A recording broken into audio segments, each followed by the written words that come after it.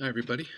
I've been writing on this blog for a while now about the collection of short stories that I'm writing, and I wanted to give you a taste of the first story that's been revised. It's the first story in the collection. It's called Purple Jesus. Here are the first few paragraphs. Once, just after I turned 11, my brother Randy led me to the train tracks behind the old mattress factory, where he was meeting his friends. Most kids just drink beer, he told me, as we cut across Park Street and down the path into the woods. Or, he said, if they're ambitious, they mix together some crap from their parents' liquor cabinets and call it jungle juice or Mexican champagne. His tone indicated that this unseemly alcohol consumption was suitable only for children. His mature concoction, mixed in our basement under a shroud of secrecy and poured into an empty 2-liter soda bottle, was of a higher caliber. The bottle sloshed in his bag. The path emptied into the parking lot of the abandoned factory. The windows were sealed with graffiti-covered plywood.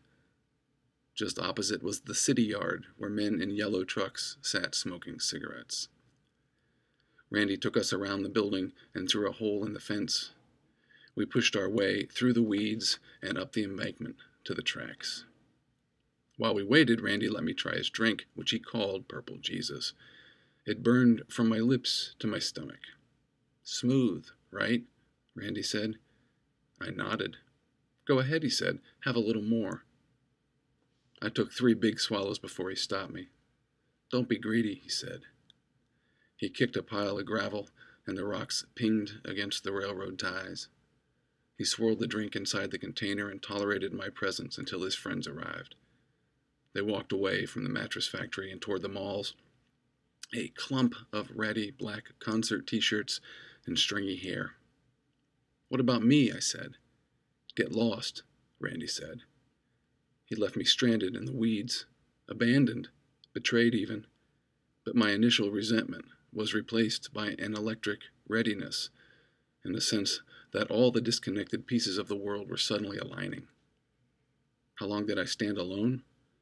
Long enough to perceive patterns in the flights of the insects, to notice the geometric swirl of the tall grasses and the rigid scaffolding of ragweed and the cautionary thorns of the beech rose. How had I missed such succinct beauty for so long?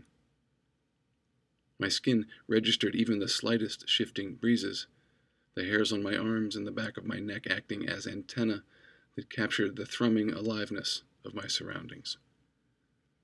The afternoon freight arrived in a heady, swirling rumble, its vibrations rising up through my chucks, a blast of noise and wind and steel and diesel, each car brightly painted, the lettering precise, a marvel of mechanics, and roared down the tracks in the same direction my brother had gone. I stared at the caboose until it vanished beyond a bend. Never had I been so sure of the perfection of the universe. The insects were enlivened by the silence and filled the air, bees and flies and gnats and ladybugs.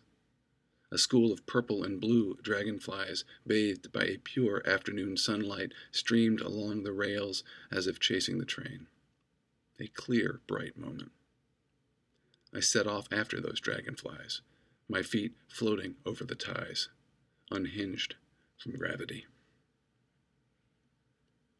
Thanks a lot. More to come.